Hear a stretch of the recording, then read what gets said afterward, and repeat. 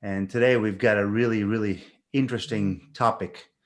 But before we get to that, there's a couple of things I want to do. I want to explain to you what Business Blind Spots Exposed is all about. It's about the idea that, at least for myself, as I've gone through business in the past, as all the companies I've run or worked with, there's things that I know, there's things that I don't know. But the dangerous stuff is the stuff that I don't know that I don't know. Those are my blind spots. I can't see them. I don't even know they exist.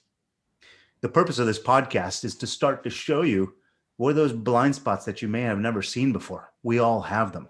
It's a matter of just seeing what they are so you're never surprised. So on the podcast today, we're going to be talking about some insurance and how the insurance industry takes a look at data. But let me tell you a little bit about what's coming up in the recent week and coming couple of days and weeks.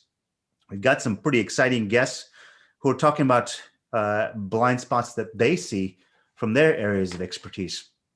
On February 15th, we've got Sherry McManus and Lou Everett at 11 a.m. Eastern Standard Time. And the title of their podcast there is How to Think Bigger with Data. They're going to show you how data helps senior leadership in a company think better and get rid of those blind spots and find the blind spots. On 2/12, we've got Rich Camacho at 2 p.m. Eastern Standard Time. The title of that podcast is How Hiring Better Employees Became Better with Data. There's a way you can use data to get better people on board. On February 9th, Sherry Spencer Bachman, 2 p.m. Eastern Standard Time, from the creator of the $1 Million Climb. She's going to talk to us about that $1 Million Climb program that she's created and the steps that you can step into to unlock your company. And that brings us to today. Today, we've got Xander Galloway, who runs an insurance brokerage. And the topic for today is data. How do insurance carriers and brokers look at that information to make judgments about the insurance that they give you? Xander, how are you today? Hey, Vinay, I'm doing good. How about you? I'm doing great. I'm pretty excited here because you've been in and around insurance for quite some time. Tell me a little bit about that story yourself and the agency. Sure. So my agency is People's First Insurance. We're in Rock Hill, South Carolina, which is about 30 minutes south of Charlotte, North Carolina. Family agency, family business, been in my family for several generations. So I've been here about 10 years, and I'm currently the president of the agency, and we have operations with commercial lines, and that's my area of expertise, commercial property casualty. We also have employee benefits and personal lines departments as well. So, Xander, the thing that I wanted to cover today is these blind spots. Everybody's got them, right? As I kind of said at the top of the podcast. What do you see? What is the first thing that sticks out? You're constantly representing companies, but you're also representing the carriers. Mm-hmm. What do you see as blind spots? What's the first thing that pops up to you when I say that? Well, I think there's a lot of, there's so many different directions we could go with that. I'll just say in general, the way that carriers, they're trying to understand the risks that any one business has. And by definition, they have to be conservative in their underwriting when they don't know the answer to a question. Any one business that is applying for insurance has a whole set of questions that they have to answer. Mm-hmm. And the less data that gets passed along in the form of answers to questions or real-time data, the less information the carrier knows, the more conservative they have to be. And that can be disadvantageous to a business that is performing very well, that is doing all the right things, but that information is not getting passed on to the carriers. And so in general, one of the things that we try to do as an agency, as an advisor to our clients, is to help highlight, first of all, understand all the good things from a proactive standpoint that a business is doing, regardless of what risk issue we're talking about, whether it's fleet safety or workers' comp or anything else. Because the more information and the more data that a carrier has and an underwriter has about the proactive steps that you as a business are taking, the more you can be rewarded for that. So in general, the way that I see our job is one of two things. We have one of two jobs, two different jobs. Number one, it is getting that data to the carrier and understanding what it is that you are doing well and maybe not well, because we also want to make sure that the carrier is getting accurate information. But then beyond that, we want to help you, the client, really focus on those things, identify, you talked about blind spots, identify some blind spots that you might have, and help you be in a position to improve upon those issues, either with tools, resources we have in-house, third parties we can connect them to, or just bringing to light some things that they can fix themselves so that we can then turn around and tell that story to the carrier. So in many ways, I would say, data moving back and forth between client, agency, which is ourselves, and then the carrier. Sometimes it's just a coordination problem. The data's there, but it's just a matter of getting the right information back and forth between all the parties so that ultimately the coverages and the price that you have in the form of insurance premiums is as accurate of a representation as possible of your business. I think there's a lot of things to unpack there. And I do want to reach out to the audience. We've got a number of people who are online. Please chime in and tell us if there's things that you need further clarification or things that we may be using as jargon between the two of us or lingo. Chime in, say, hey, what does that mean? Or ask specific questions. The purpose of this is to expose the blind spots. And if we're not exposing the blind spots, we're not getting where we're supposed to be going. So one thing that I heard you say was this idea that you're trying to build this picture. I think in terms of story or narrative, Xander, at the end of the day, what you're trying to do is facilitate getting the story from between two parties that know nothing about each other. I mean, the carrier really never talks directly to the business, and the business may not necessarily talk directly to the carrier. So you're kind of a storyteller in both directions. And the data, the way I think about it, and I made this analogy before, data is about the words in the story. You're supposed to tell stories to both sides. Am I presenting that correctly? Absolutely. Yep, absolutely. And the reason that's important is if you are not giving data to a broker like yourself, you can't accurately represent it. And the insurance carrier is saying, look, I'm going to look at the risk that I know from the market, and I can't understand the person that I'm talking to who's trying to get the policy here. So they're just, they're going to be conservative by definition because they don't know who the hell you are. Is that right? That's exactly right. And you said something that I think is spot on. The less information that they have. So let's back up for a second. Let's think about how insurance works. Big picture. And I'm painting a broad brush, but this is, we got to start with sort of the first principles of insurance. You are pooled if you are, you're insured by a carrier. You are in a big risk pool with a lot of other businesses. And because you're in a risk pool with a lot of other businesses, there's a lot of them that are performing pretty well. There's a lot of them that are performing terribly. There's a lot of them that are performing, average by definition. And so the less you're able to communicate about let's assume everyone that's listening to this, to some degree, you're best in class, right? You're taking, I think if you're even listening to this, you're interested in taking steps to improve something about your business, the profitability, the productivity, which ultimately reduces your risk. You're in the business of self-improvement. And so if you are sort of on the top end of the sort of the top end of the risk pool, so to speak, um, your premiums um, are you want the carrier to know. You want the carrier to know all the good things you're doing, because the less they know about you, the more you're kind of getting dragged back to the mean. The more the market is dictating uh, your um, your pricing. Now, let's be very clear for a minute.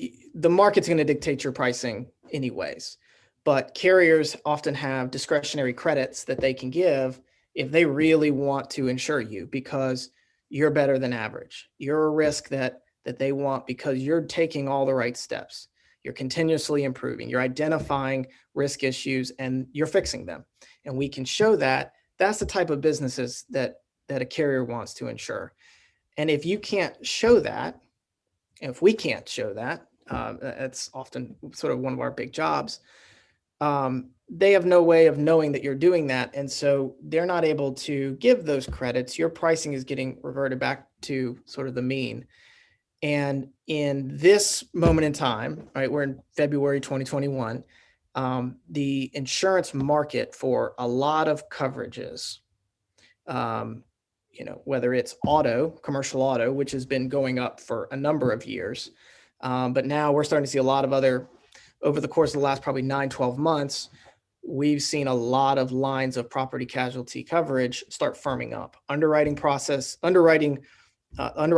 is getting more challenging. Carriers are looking more closely at the risks that they're seeing. Prices are going up. Coverages are starting to sort of get chopped up. And so it becomes that much more important that if you are doing the right things, that we want, as much as possible, your pricing to be less market dictated to the extent possible and more dictated by your good performance. So this is interesting because the way I've always thought of it was having the law of large numbers, which I think is how carriers think, is in my best interest. Because look, there's somebody else who's kind of paying for it. But if they don't know anything about you, just by default, they're going to kind of think you're the average or less, right? Because they've got to err on the side of caution. So yeah, the law of large numbers, as in I've got 5,000, 10,000, 20,000 people that we're insuring, or vehicles, or whatever the case, employees, whatever the case may be. They're bringing all that mass in, but then they see what the average is, and they're going to automatically assume that you're right at that average, unless you show them something that says you're above or below that. And if they don't, if you can't help that paint that picture, then they're just going to assume that you're average or worse, and that's going to be their default. Yeah. So it actually almost kind of hurts you when you say, "Hey, look, I'm shopping for insurance here." The carrier is going to assume, "Hey, I don't have any information on you. I don't have any relationship with you. Just assume the worst." Right? Yeah, and there's definitely information available. So let's not we're not the end all be all of data. Carriers absolutely have access to third party sources and third party data, and that's increasing every day. So there's information out there, but let's take auto insurance for a second. Commercial auto, a little bit about that because you kind of operate in that space. And again, this is my perspective on things. I'm not an actuary. I'm not an underwriter. I work with them, but this is just the way I see it.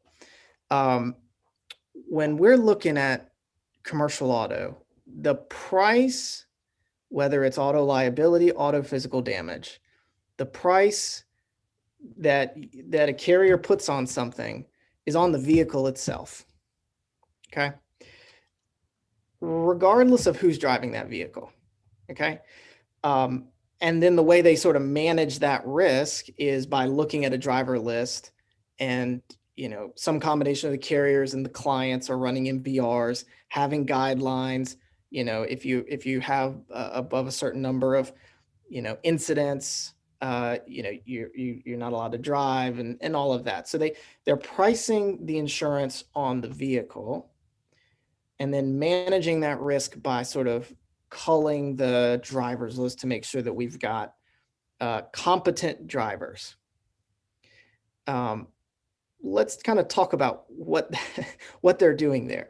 I don't know all the statistics, but I think it's kind of common knowledge that what's causing accidents, what's causing losses, both with auto liability. Let's talk about auto liability. Auto physical damage, you have break-ins and things like that, but auto liability losses are accidents, the vast majority of which are caused by people, by drivers who are not paying attention, who are texting while driving, who are eating, drinking, looking the other way, yelling at somebody in the other lane. It's their behaviors that are causing accidents. However, the insurance is not priced on the people. The insurance is priced on the vehicles. But naturally, okay, well, let's vet the drivers. How do we vet the drivers? We pull their MVRs. What's on an MVR? An MVR is two things. It is a lagging indicator, right? And it is basically a snapshot of all the times you got caught. That's it. And so it's better than nothing. And yes, there might be some correlation, and it might be indicative of future incidents and future issues. And yes, they've gotten pulled over for a couple speeding tickets in the last 3 years. It's likely hey, we don't necessarily want this person on our driving list because they drive fast. Well, how do we actually know that? That's a snapshot of like the 0.001% of the time that they were actually on the road in the last 5 years. And you're trying to make some sort of assumption about that. Not to say that it's better than nothing, but my point is there's a lot of information. Talk about blind spots. There's a lot of blind spots in the way that process works. Yeah, I'll stop there. Go ahead. Yeah, I'm kind of chuckling because just as you're saying this, I'm thinking I've got a preteen kid. He loves his computer games like on the iPad, and you look on Friday and Saturday nights, you're allowed to stay up a little bit later. Not a lot of times, but a couple of times we've caught him. He'll sneak it underneath his pillow, and everyone's gone to sleep, and 11:30 at night, he's playing on his iPad late at night. He's not supposed to be doing that. But if I catch him twice doing that, out of 365 days out of the year, he may have only done it twice. But then I come down hard on him saying, hey, look, you're constantly breaking the rules and you're out of bounds here. I am, I don't know. I'm grounding you. No more iPad for the next week and a half. It was based on 2 days out of 365. I mean, I don't know what the real number is, right? But I think that's what you're saying is there's a little bit of witchcraft and sorcery and kind of potions and stuff that a carrier's got to come up with because they've got a very limited amount of information about what's happening, and they've got to make a judgment based on that. So I'm sorry, Vinay. Well, that's exactly why the law of large numbers is useful.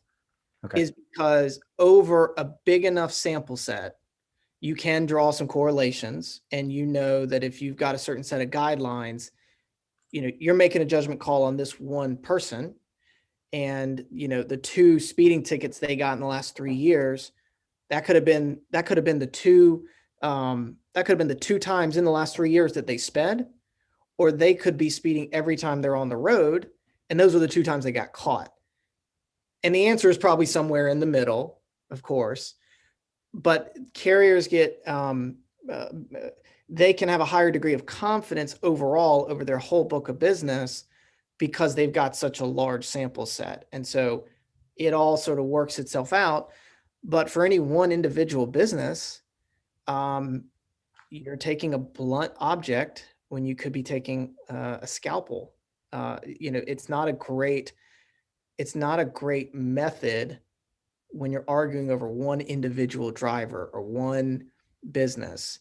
I mean, I'll just give you an example. Just this week, I was going back and forth with a carrier, the driver, new hire, Can he be on the driver's list? We were looking at his MVR, going back and forth with the carrier, and it ultimately came down to a non-contributing accident that individual was involved in. Did that count as a violation or not? And the answer to that question was going to determine whether, now he had some other things. Okay. So, but the answer to that question was going to determine if he was going to be allowed on the driving list. And for something that happened like 2 or 3 years ago. And so they were trying to make a call as to whether he would be a good driver going forward. So, basically it's a binary answer, and they were trying to make it that determination. And so it's not to say what they're doing is wrong.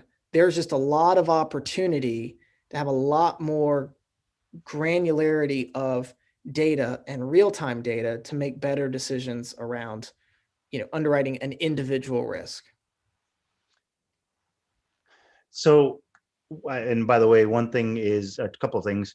I've noticed we've got some more people that have joined in from on various platforms, on our live platforms.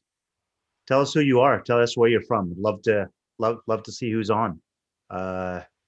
Get something out of the session. Get something out of this, and ask us questions. Just tell us who you are. Love to engage with you and see what we can do and tailor the conversation and experience for you. Also, I've heard you use the word MVR, the acronym MVR, motor vehicle record, is what that means, right, Xander? Yep.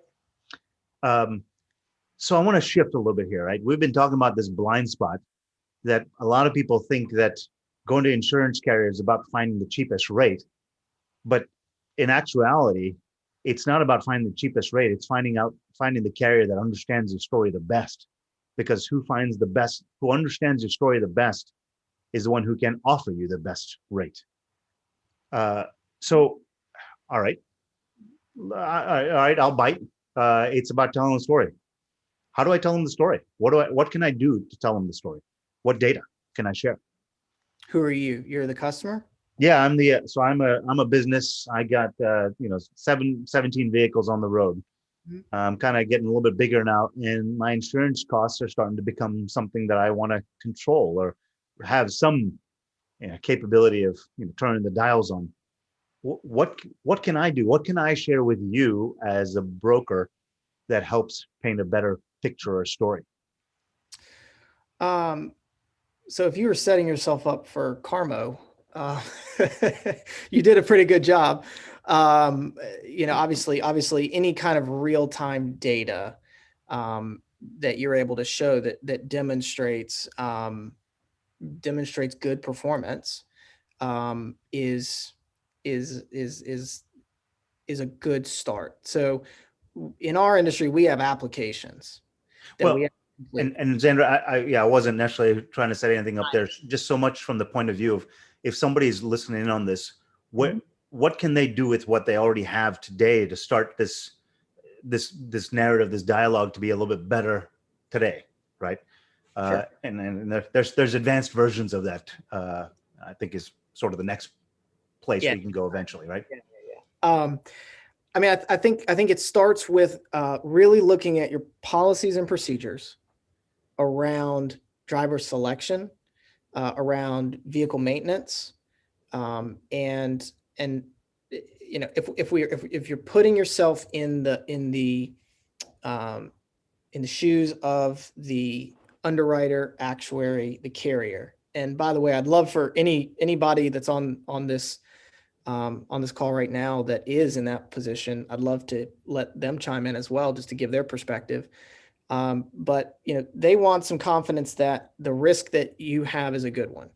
And so you're doing that by showing how you're vetting on the front end, how you keep your vehicles maintained, and the losses will speak for themselves. Carriers have access to something called loss runs that just shows any claims that you've had over that time. But really, any showing continuous improvement and a track record of that, and showing that you're constantly looking to identify the issues that may lead to some kind of loss, and showing what you've done about it, and showing your plan to fix the things that you've identified.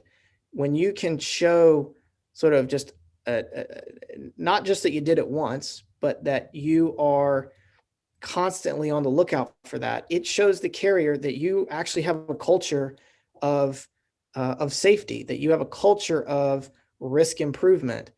And beyond any one, moment of time of here's your premium based on the market conditions and your losses as of this moment, what they're really looking for is a client that is going to constantly be looking to mitigate risk and to prevent things from happening in the first place.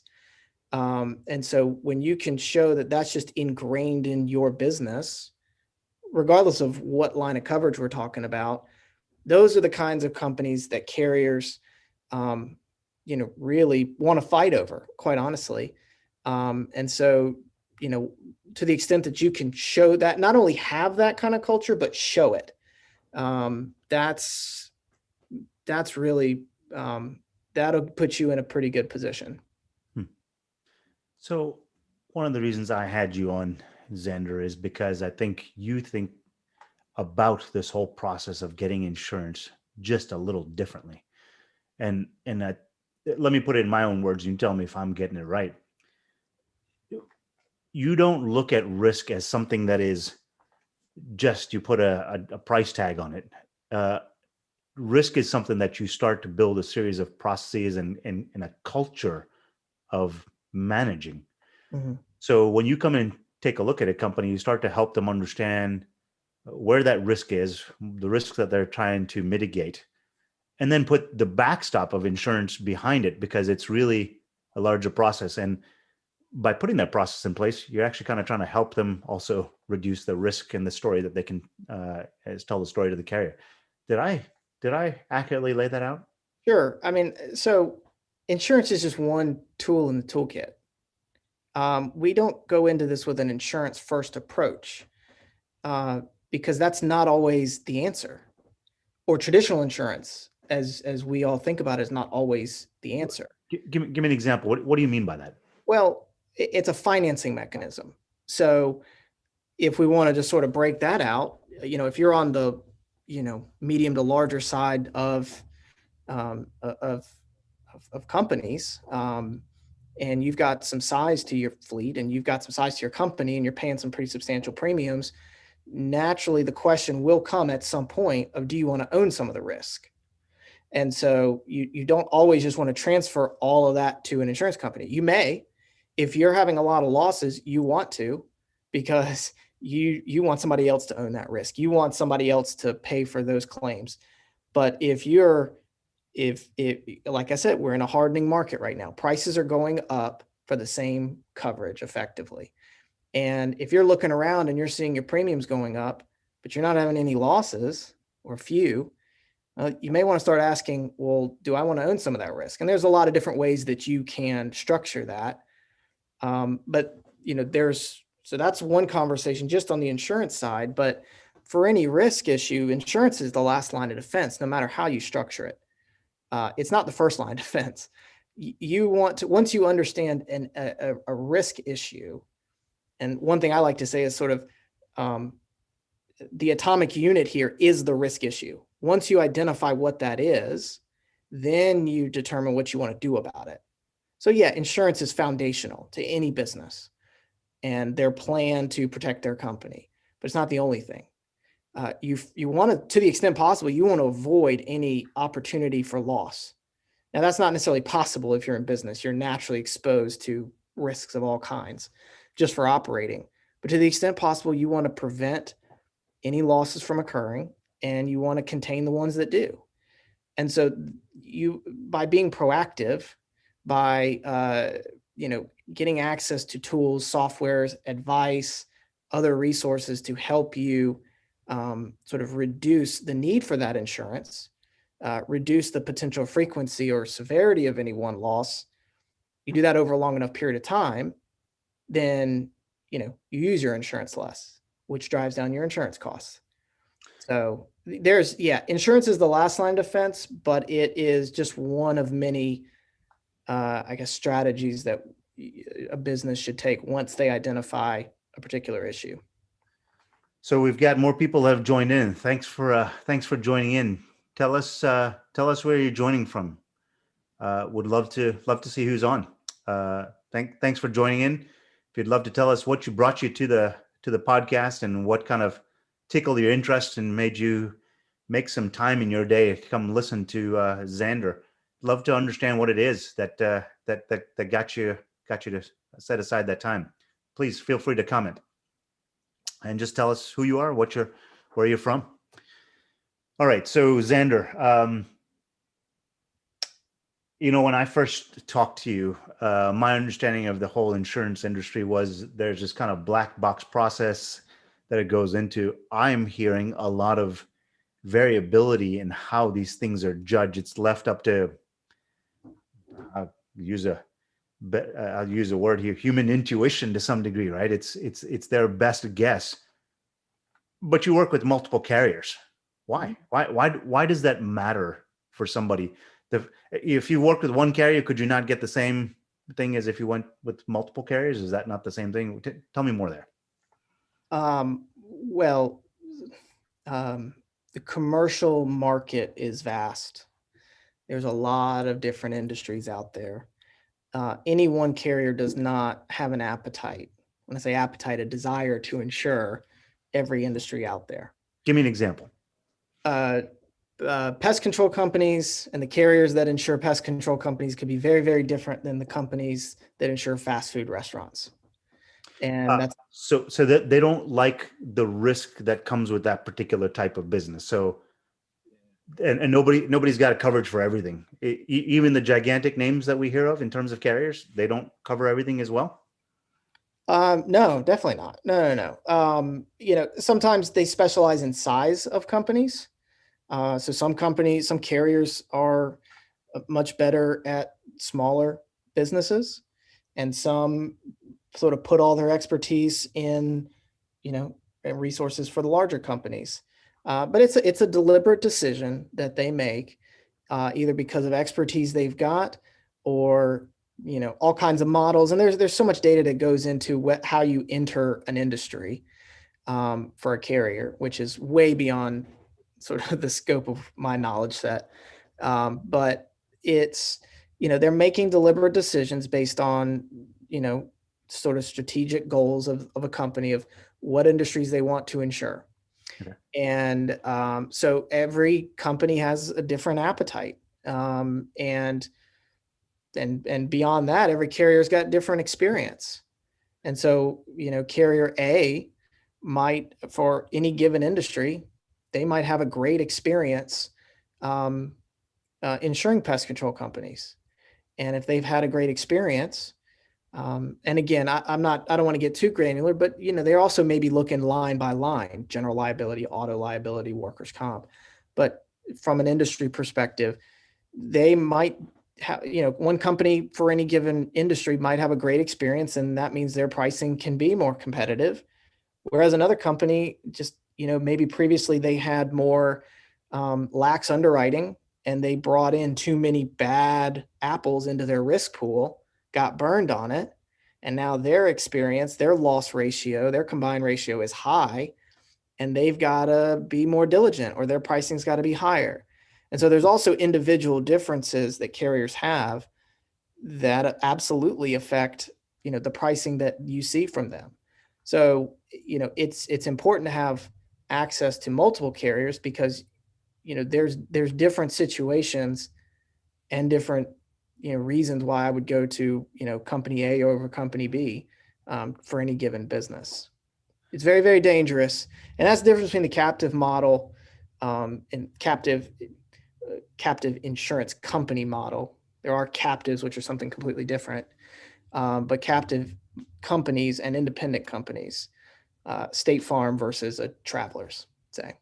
So actually, this actually brings back something that I'd thought about a little earlier. I mean, I've got some real estate investments myself, and one thing that I've learned as doing real estate investing is that just going to a traditional bank and just getting a 30-year mortgage, a 30-year note, is what a lot of people get, but that's not the only way to finance a house. There's lots of other, I mean, home equity lines of credits. If you got a credit card that's got a large enough line, right?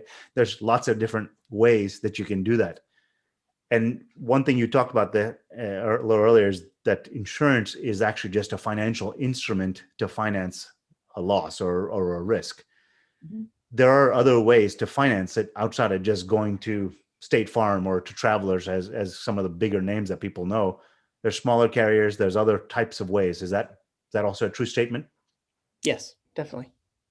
And can you give people access?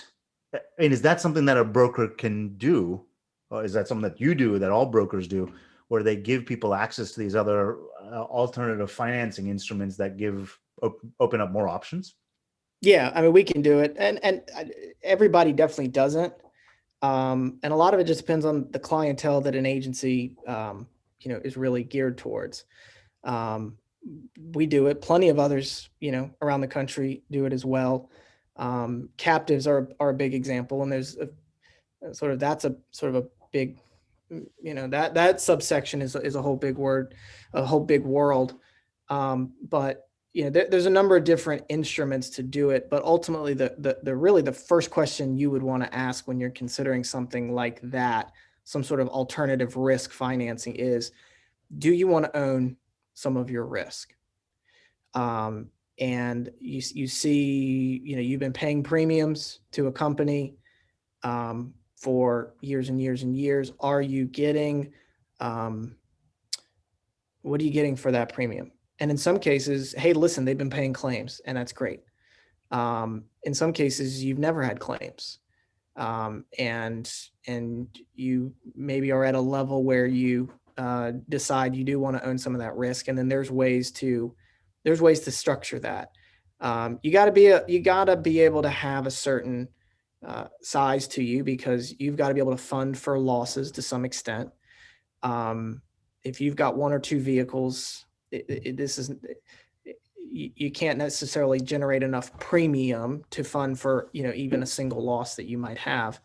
So, it depends on the makeup of your business, depends on your own risk appetite. We come back to blind spots. A lot of it has to do with, do you feel like you've got your blind spots under control? Do you have, or do you feel comfortable that you're doing all the things you need to do? Because in a way, you're almost substituting yourself for the insurance company, not always completely. It's not, there's pure self-insurance, but there's a lot of middle ground between purely, financing with a traditional insurance company and pure self-insurance. There's a lot in the middle, so that you're not going all the way into the deep end. But a lot of it comes back to that. So yeah, there's a lot of really, really good agents and brokers are out there around the country that are well-versed in this. It is something that we do for our larger clients. And so, but again, it comes down to the individual characteristics of a particular business as to whether it is even the best option for them, or even something that they should consider. So again, I want to try to get some more of the people online to chime in. Just tell me in the chat or the comments, yes or no. That's all I'm looking for. Are you getting some answers here that you're looking for? Yes or no? You can even just type a Y, a Y or an N. Just yes or no. We don't want to see if this is of interest. Are we going down a right path here? That's answering some questions for you. I'm learning some things. Hopefully you all are too. Just type a yes or no in the comments section, and we'll find out if we're answering some questions for you. Xander, talk me through what a good day looks like for a customer of yours. They come in, let's say they're a brand new customer, so there's no relationship there. They come to you and say, hey, look, I'm looking for insurance. Mm-hmm. How does that conversation go, and where does it lead to? I would kind of press pause on that conversation right away. And assuming that it's completely cold, right? Okay. I would almost want to take a step back and, start to understand a little bit more about the business and why are we even talking, Okay. What is your motivation here? Tell me about the business. Tell me about how you do what you do, um, and how you think about, just the processes that you have. What we really want to be able to do. I said we don't think about insurance first. Insurance is one mechanism. Um, it is, think about a doctor, for example. A doctor, the good ones at least, are not prescribing you something before they first sit down and understand what underlying, issues you have, a full understanding of your medical history, um, and understand why they would want to prescribe something in the first place. So a patient walks in the door and says, I have a headache. And you say, I need to send you to chemotherapy. You're saying you're jumping the gun a little bit if you're just jumping right into a prescription of how to fix the problem, right? Yeah, exactly. Just, you know, because there's a lot of assumptions that are made around that. Sometimes they say, well, here's my current policy. What can you do with that? Can you beat it? And again, there's a lot of assumptions that is set up the right way to begin with. We don't want to take that for granted. And so really first we want to take a deep dive into understanding your business and how insurance fits into sort of your protection plan in the first place. Are there opportunities to, get some of the other tools and resources we have in to help you? We definitely want to benchmark some things because, again, one of our roles is to show improvement that you have with a company, or show improvement that you have over time to a company, to a carrier. And so, we want to some degree, sort of get some benchmarks. So there's a lot of sort of work that goes into first before we quote you, which is not something that I I don't love that sort of phrase, because we view it more as an advisory relationship, and we first want to understand more of what goes into your business before, we just jump the gun and go straight to insurance. Well, you're building the story, right? I mean, you want to be able to go back with the story, not just say, here's the company. Can you give me a number? It's more about, hey, look, you want to be able to start that dialogue with the carrier as soon as you first contact them about a new potential customer. Right. And the dialogue with the client, Yeah. because we also, we're the advocates for the client. And a lot of our clients are big enough to where they've got complexity, right?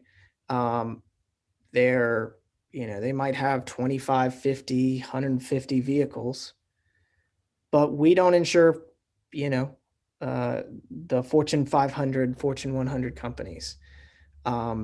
Those companies have lots of complexity, but they've got the internal team and the resources and all of it. Now, we could, but that's not our target market. They've got a lot of the resources and tools. Our target clients have complexity.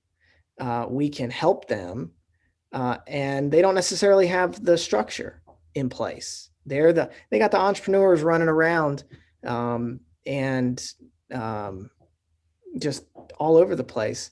And we can come in and provide a lot of value by helping give them advice, helping them identify some of these issues, and improving those things. Whereas, they may have a management team in place, but it's, the kinds of things, risk management in general often falls to priority number, 10, 11, 12 on somebody's list.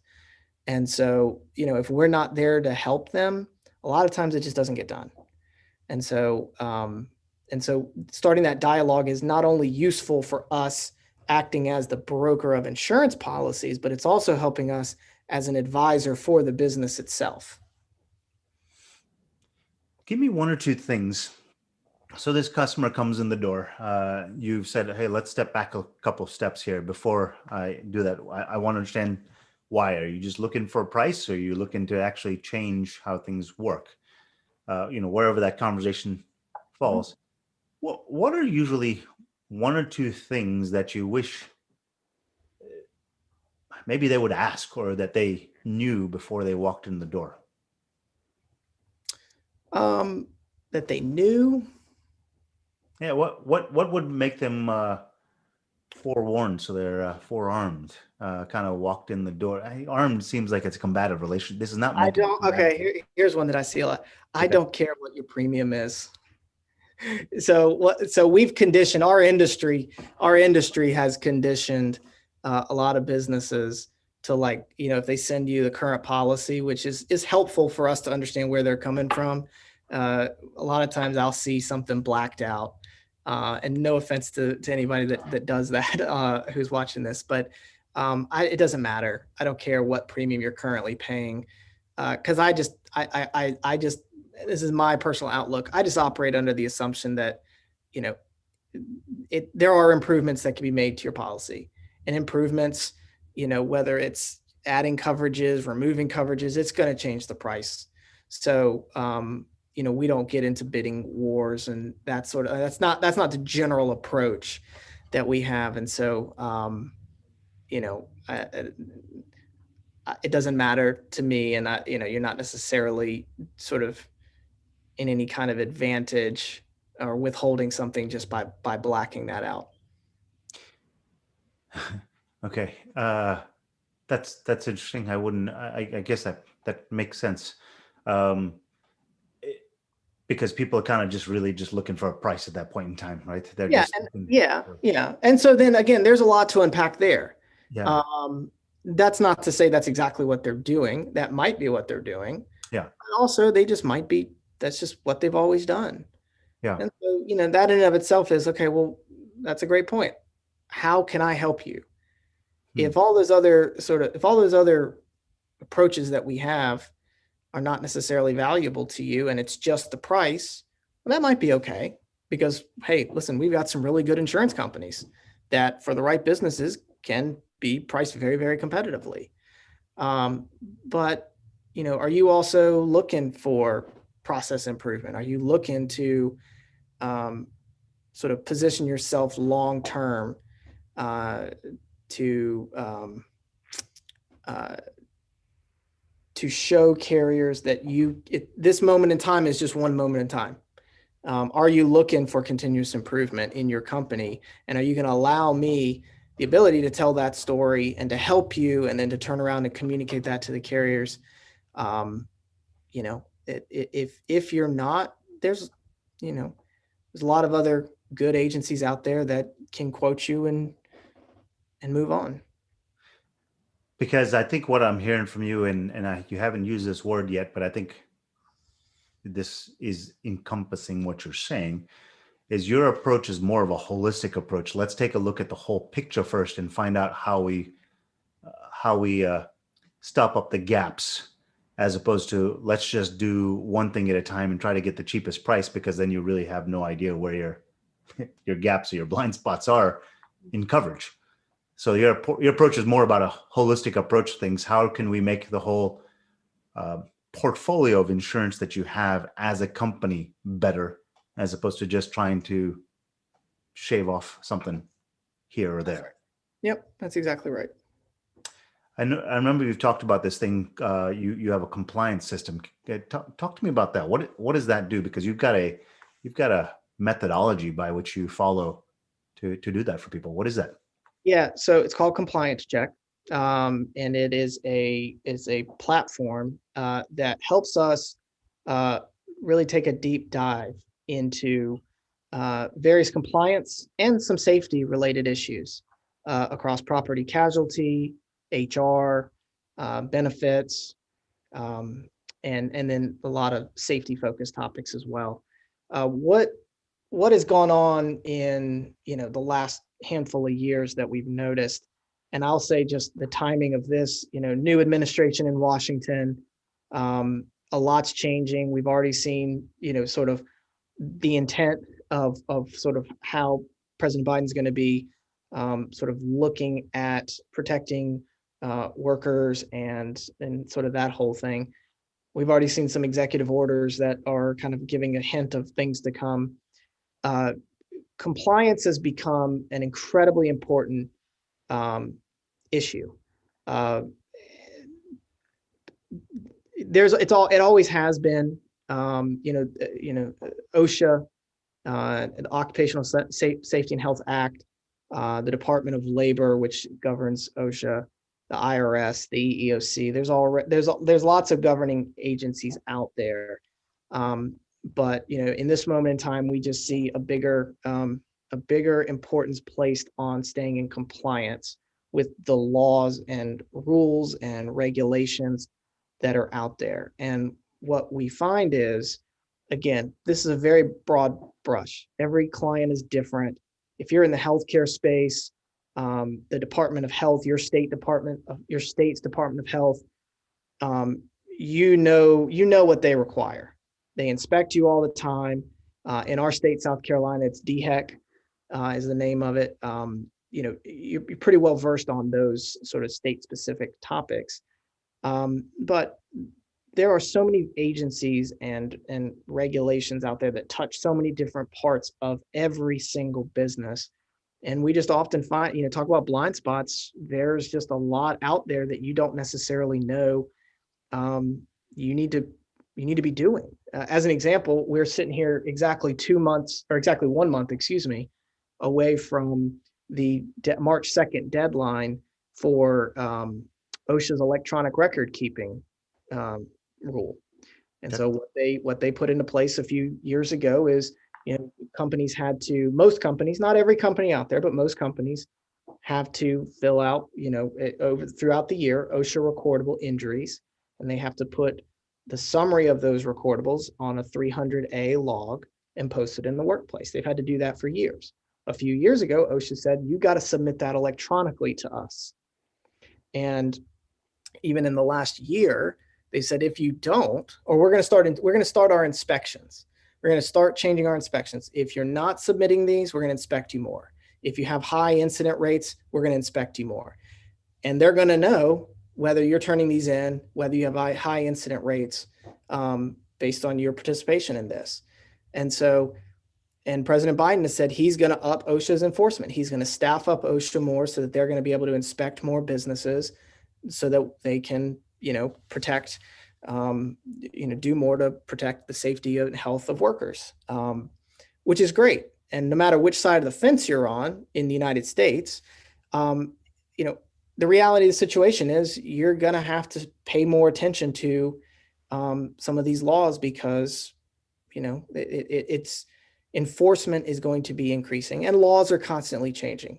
So, it's not necessarily directly an insurance related topic, but again, fines can lead to out-of-pocket losses and distractions and reputational hits and all kinds of things that we don't want to happen.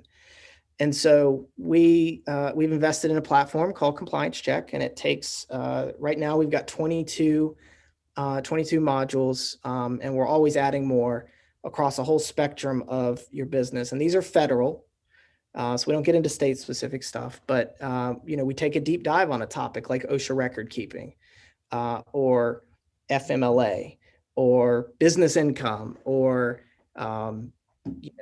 EEOC, or something along those lines, where we can really dive into an area and determine how well COVID response plan. I know nobody wants to talk about that anymore. Everybody's COVID out, but there's at least 11 different federal guidances from the CDC and the NCCI and OSHA and the IRS that say these are the things you have to do. And how do you stay on top of all of that? Well, we can take deep dives into these topics and help you find your blind spots, and then give you the resources, the policy language, to really plug those gaps and understand. So it's becoming a very, very, very important part of protecting a business's bottom line. And it's, I think it's something that is just going to continue to be important. We're getting towards the tail end of the hour here. So Xander, I wanted to give you a chance to, we covered a lot of different things today. I'd love to hear from you kind of kind of, and maybe wrap up. If a company wants to do better in terms of the insurance, what 2 or 3 steps would you give them in terms of being able to start down a better path as far as commercial insurance is concerned? Um, well, I would first want you to take a step back and really understand what is it that keeps you up at night. And I know people say that all the time, right? And that can be sort of the sales, tactic, but really what keeps you up at night as a business? What are the things that are potentially likely to happen or just scare the heck out of you that if they happened, it would be catastrophic? And really understand, how are you protecting yourself and your company against those things that scare you? And if something is that important of an issue that is keeping you up at night, or that you think about it constantly, or that if it happened, it could potentially put your business under if it's not appropriately addressed, you need to wrap that up. You need to make sure that you're properly insured against it as a starting point. But then you really need to dive into understanding what conditions are out there that could create that loss that you're so scared of happening. And what is it that you can do, or any trusted advisor you've got, whether it's your insurance agent, whether it's your CPA, your lawyer, whoever that may be,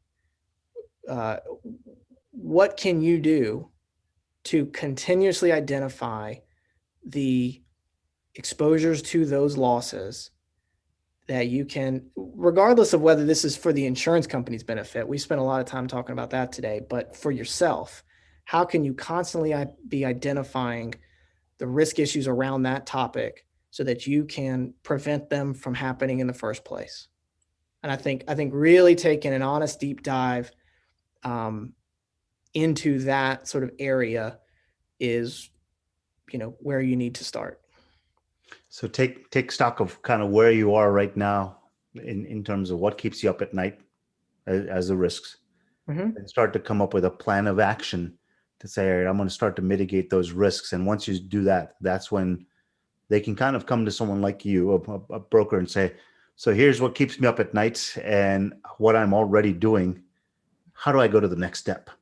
And that to me sounds like that's the type of customer that you want to help. And if they've taken stock of some of those processes, that's the kind of customer that a carrier would like to see and talk to as well. Absolutely. Xander, you and I have talked before, so I have always learned something about the insurance industry every time I chat with you. I think that's true yet again. So thanks for spending some time and answering some of my questions, at least. Sure. Thank you, Vinay. Thanks.